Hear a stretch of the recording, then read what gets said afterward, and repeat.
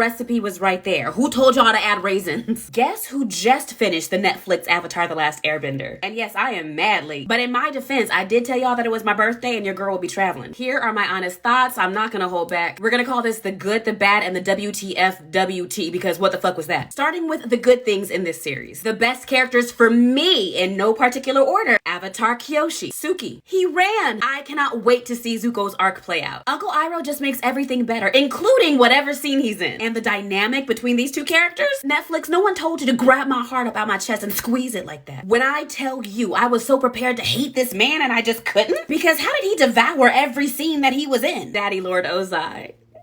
You know what else? You know what else was really good? The CGI. The graphics department showed up. Nothing to do with this picture, I know. All of the bending looked really legit, but earthbending and firebending especially. What do you mean firebenders can ignite people with just like a casual hand on their shoulder? That is terrifying. I see why y'all colonized every damn thing. And I feel that not only did CGI do right by Appa and Momo, but every animal and spirit in the series just looked so good. And Cole, the face stealer?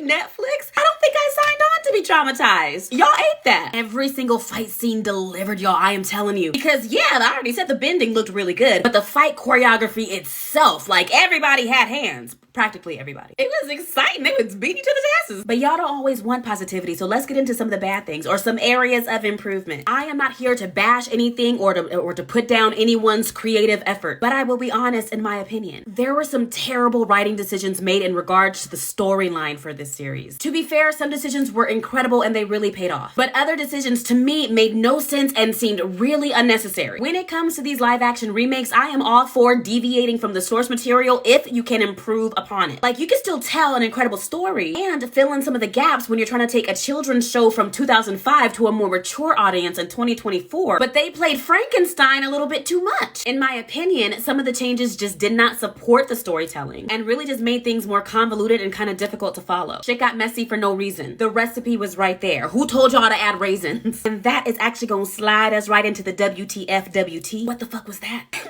Fam, the majority of the dialogue itself is just not good. I think, again, because of the way that they restructured the story. Characters are having to explain a lot, and it just doesn't come off as authentic or very engaging conversation between those characters. They relied on that a lot to try to fill in information gaps, and it didn't always hit. And I feel like that really sucks because some of the actors are really strong, and it would have been great to have a script that supported their talent. And then there were a couple other actors where it could have been an Oscar-winning script, and I don't think that it would have saved them. I don't want to be unkind, but there's so much room for improvement. We could do better. And the last thing that I'm gonna talk about, and I can't be nice about it. The wigs. And I can choose several characters to emphasize this point, but by far, Princess Yue's is the most egregious, and y'all know how I feel about Princess Yue. Is this a hard front wig, Netflix, when I know you have HD lace money? You can't see it here, but you could in the show. I was looking at roots at her temple. Roots! Is there a reason her bundles are boneless? You take this plastic mess back to Party City and you don't insult my doorstep again. Put at least 2 black women in the hair department now. Put them in charge. Pay them very well and watch them lay the fuck out of them units. My culture is offended. Overall, when it comes to this adaptation, my list of positives is way longer than my list of negatives. So I would still recommend watching it, but